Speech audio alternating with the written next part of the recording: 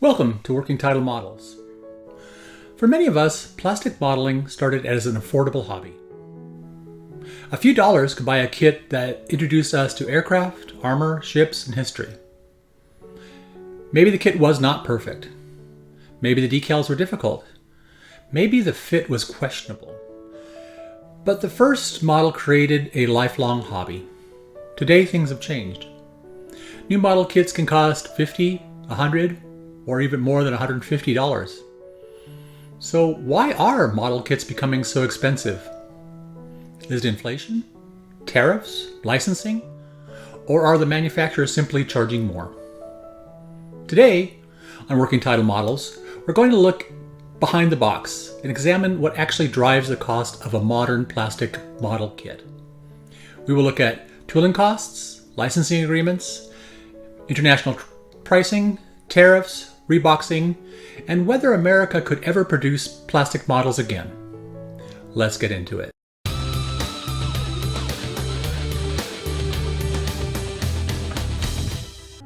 When we look at a model kit sitting on a hobby store shelf, it's easy to think about what we see. A box, some plastic parts, a set of decals, an instruction sheet. But that box represents years of work before the first piece of plastic is ever molded. A modern model kit begins with choosing a subject. The manufacturer has to ask, will modelers buy this? Is there enough interest? Is there enough reference material? Can we cover the cost of development? Once a subject is selected, the process begins.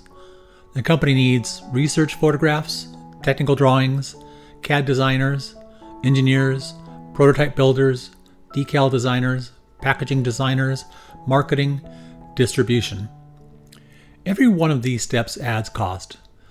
Unlike many consumer products, a model company has to recover these expenses from a relatively small number of sales. A car manufacturer may sell millions of vehicles. A model company may consider a few thousand to tens of thousands of a kit a successful release. Tooling, the biggest expense. The largest investment in a plastic model kit is usually the tooling. The molds used to create model parts are precision engineered pieces of steel. They are not inexpensive.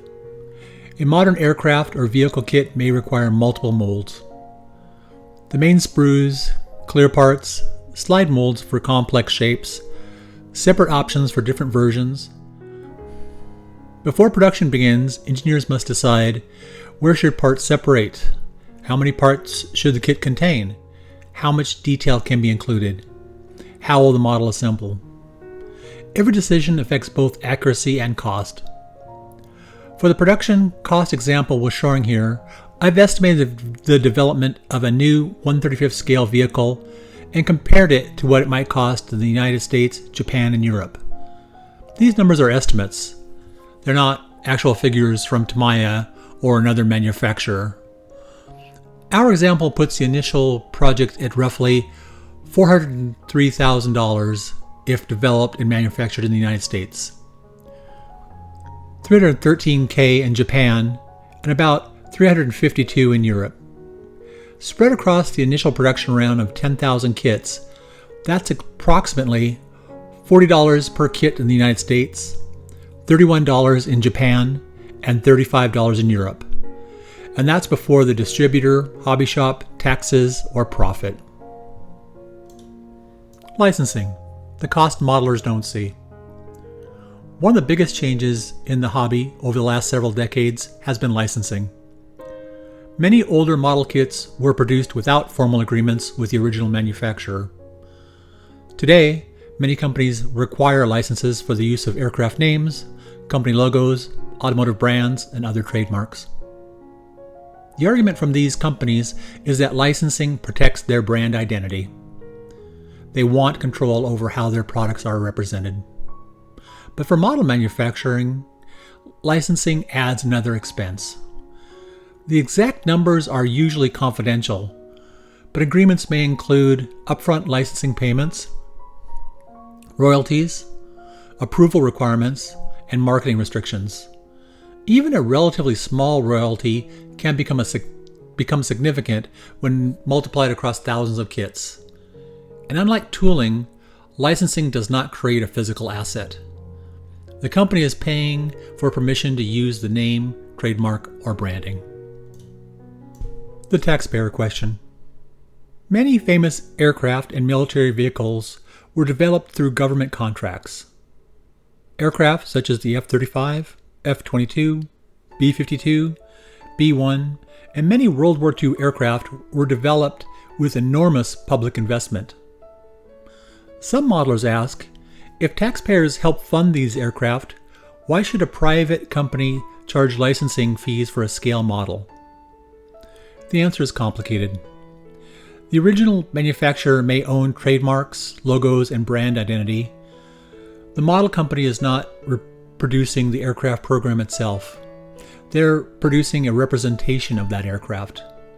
Whether licensing fees are reasonable or excessive is still debated among hobbyists. But there's no question that licensing can become another factor affecting the final price. International pricing. Where a kit is manufactured and where it's sold also affects final price. We've compared 3 very different products. Edwards' new 1/32nd scale P51B, the Tamiya 1/35th scale RSO, and the Airfix 1/72nd Junkers JU52. The Edward P51B currently carries a $165 retail price directly from Edward.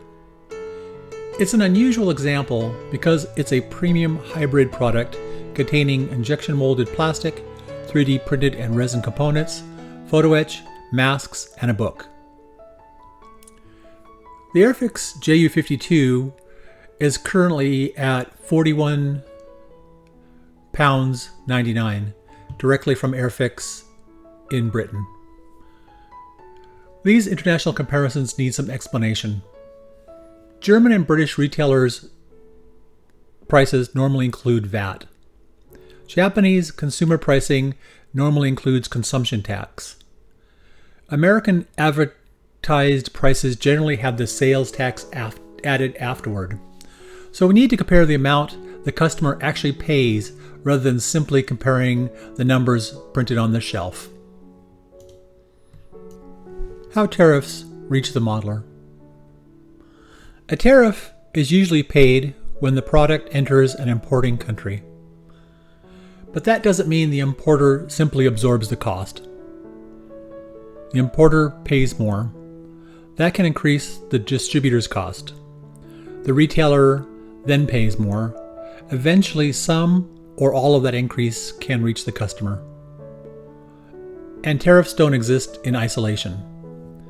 They're being added to shipping costs, labor costs, exchange rates, distribution costs, and everything else already built into the price. Could America build plastic models again? The United States once had a huge plastic model industry. Companies like Monogram, Revell, Aurora, and AMT produced millions of kits. Could that happen again? Probably not on the same scale. A new American manufacturer would face expensive tooling, labor costs, and a much smaller mass market customer base than existed in the 1960s. But I don't think American model manufacturing is impossible. A new company would probably need a very different strategy.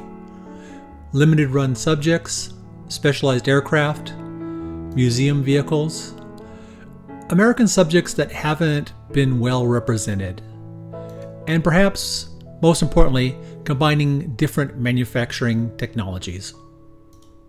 Reboxing, another way to control cost. One way companies reduce cost is through partnerships and reboxing. A great example is Italeri and Testers. For years, Testers sold Italeri kits in the United States. Italeri already had the tooling. Testers had an established American brand and distribution network. Both companies could reach more customers without creating duplicate mold. 3D printing and the future. Traditional injection molding requires expensive tooling, and that investment only makes sense if enough kits can be sold. 3D printing eliminates much of that upfront tooling cost.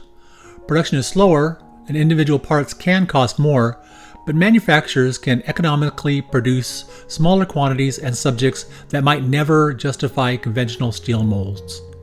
For a new American manufacturer, a combination of injection molded major components and 3D printed detailed parts could be one practical way to enter the market without the enormous investment required for a completely injection molded kit. So are model kits getting more expensive? Absolutely. But as we've seen, there isn't one simple reason why. Research, CAD design, tooling, licensing, labor, shipping, tariffs, distribution, taxes, and retailer costs all contribute to what we eventually pay at the hobby store. The bigger question may be whether the industry can keep producing the highly detailed kits we want while still offering affordable models that bring new people into the hobby. And could we someday see a new generation of plastic model kits manufactured here in the United States? I'd like to know what you think. Are today model kits becoming too expensive? And would you pay a little more for a kit manufactured in the United States? Leave your thoughts in the comments. If you enjoyed the video, please hit like, subscribe to Working Title Models, and consider using the Super Thanks or Buy Me a Coffee to help support the channel. Thanks for watching, and remember, we're not just building models, we're bringing them to life.